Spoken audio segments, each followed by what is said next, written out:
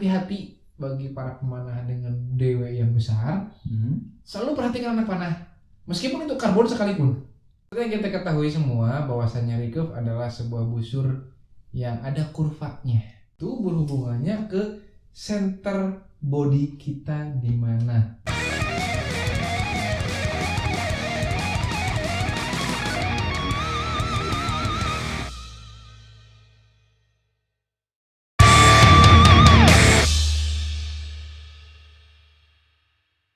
Selanjutnya dari Dimas Adrianto. Bang, saya minat sama busur hunting Jansing F179. Nah, tinggi saya 180 cm. Sedangkan berarti dikonversi ke inch sekitar 70-71-an.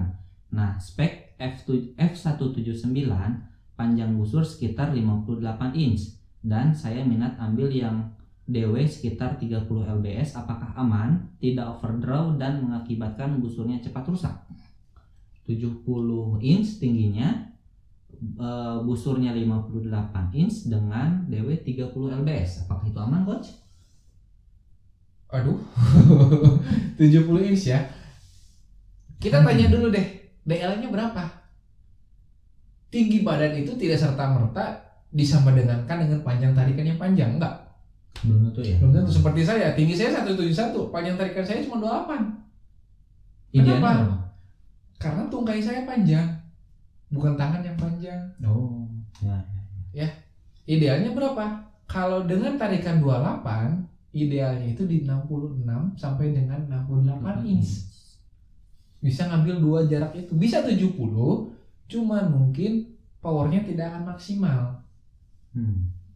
Kecuali yang memang dia pendek tapi DL-nya panjang, nah itu ada lagi kasusnya seperti itu. Seperti anak-anak kita Akbar ya.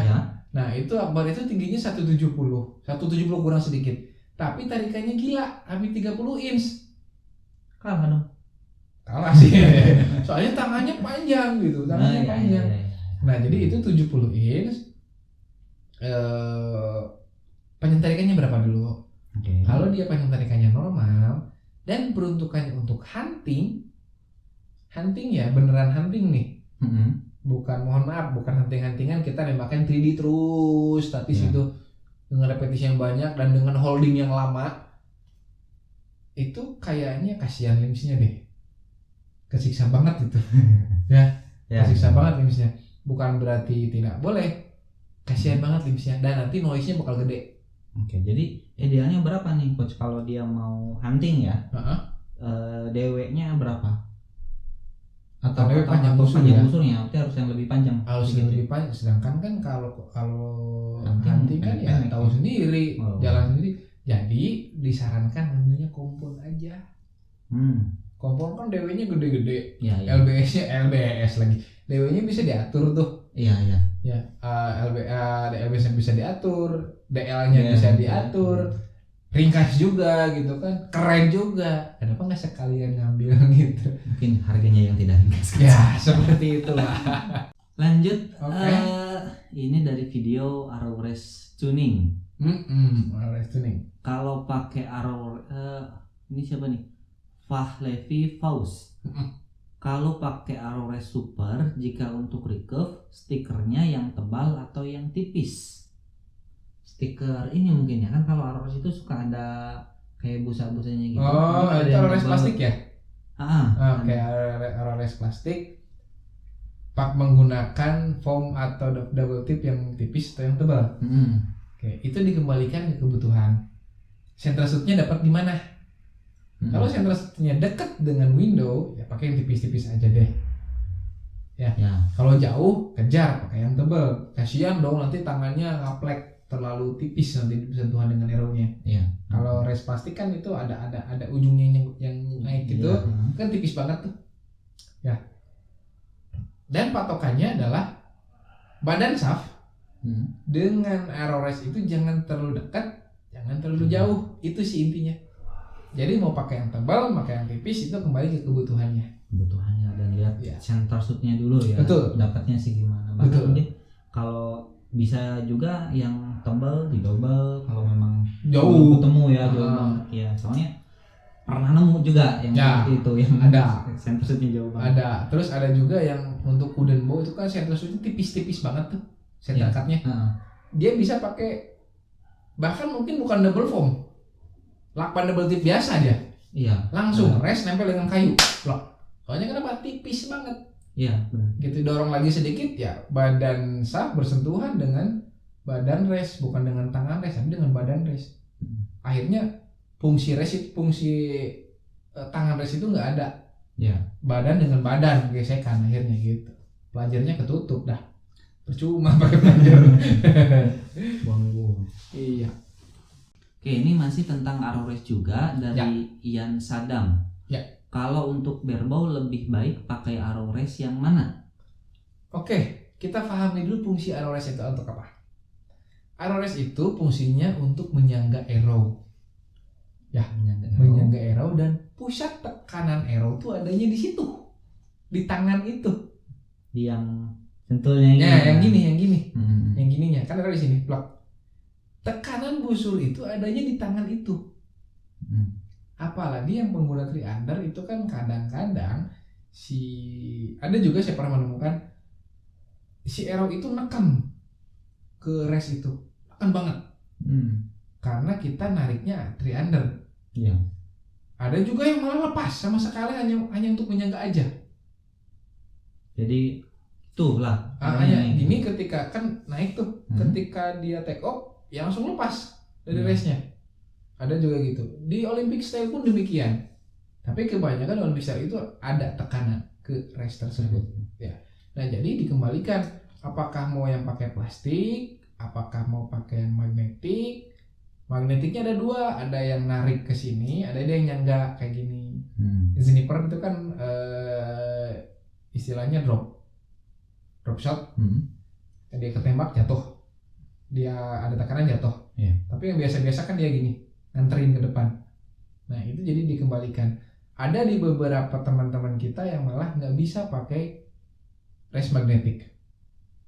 Bahkan timnas pun diri Olimpik tuh itu jarang yang pakai itu ya, adanya pakai plastik gitu yang putih-putih itu. Tapi ada juga yang menggunakan magnetik tapi beda bentuknya. Nah untuk di barebow sendiri biasanya nih teman-teman nyaman dengan menggunakan arrow rest yang lengannya panjang. Contohnya Avalon, Spiga Rally JT itu panjang tuh tangannya tuh. Ya karena dia di belakang mundur kan jauh banget segini, jauh gitu ya. Jadi peruntukan kembalinya ya karena kita enggak dijepit, jadi rawan untuk jatuh. Apalagi nariknya busurnya miring-miring, ini nyari yang seperti itu. Itu. Jadi kembali ke selera masing-masing dan karakter juga. Karakter kembali lagi. Ya. Selanjutnya dari Makassar Barebow Squad. Wah, alhamdulillah. Halo Makassar. Apa kabar? Apa kabar? Contoh Makassar enak gitu. Wah, gagal fokus. Ya, Coach. Sekarang Ana pakai 7038 dengan arrow FAB 1 spine 600, shaft 29 inch, poin 120 grain, panjang DL 27,5 inch. Berarti lebih panjang DL, aktual DL atau bagaimana tuh ya nanti ya. Kalau misal Ana mau ganti limbs dengan UK seri SX80, biar tidak ganti arrow, pakai DW berapa ya coach? Wah, pertanyaannya sangat menggelitik dan bersifat intimidatif. Intimidatif bagi sales ini ya. Waduh. Baik, itu panjang DL-nya 27, panjang arrow-nya 29. Ya, berarti ada lebih 2 inch ya. Karena barebow tidak ada draw check, jadi nggak masalah yang panjang. Cuman ya pertanyaannya itu DL-nya aktual. Berarti ngitung DL aktual tuh sampai dengan plunger ya? Ya. Nggak nyampe ujung laser tuh. Apakah dia ujung laser? Kalau gitu. Misalkan dia DL-nya aktual. Tadi spin berapa? Spinnya 600. Poin 120 grade. Untuk static spin berubah, tapi dynamic static spin sama, tapi dynamic spin pasti berubah ya.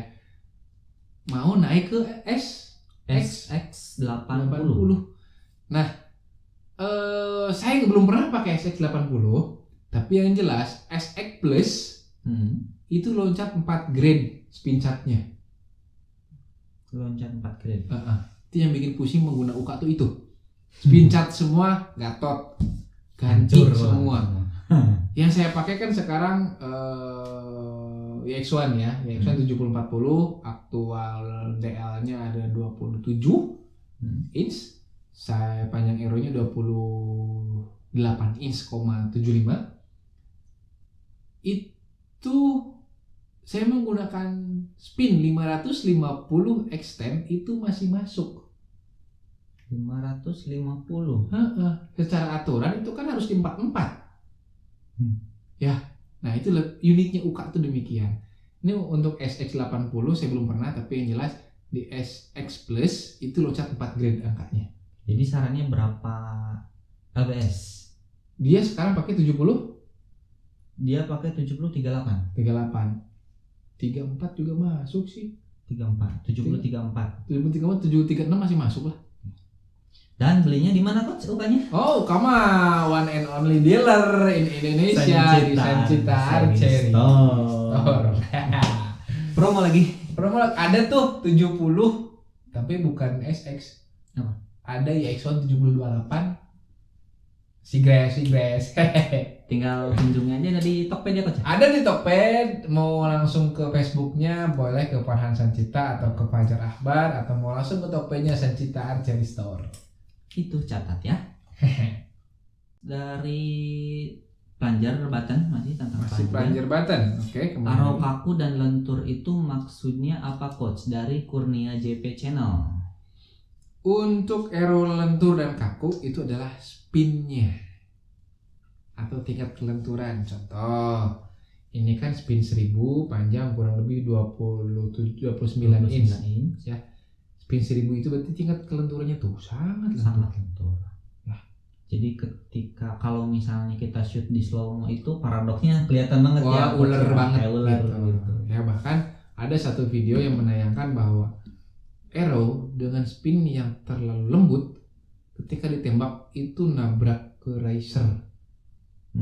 Nabrak ke riser yang akhirnya dia nilep arrow-nya dan patah nabrak riser.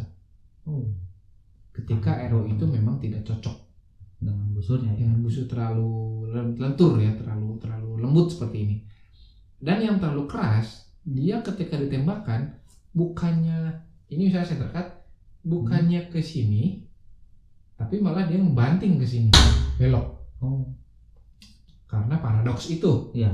Jadi terbawa ke kiri. Karena bukaan tangannya ke kiri. Bagi yang pemanah kanan. Bagi pemanah kiri ya berarti bukannya ke kanan, semakin kanan lah. Ya. Kalau arrow kaku itu berarti kecenderungannya akan ke kiri ya Coach ya? Iya.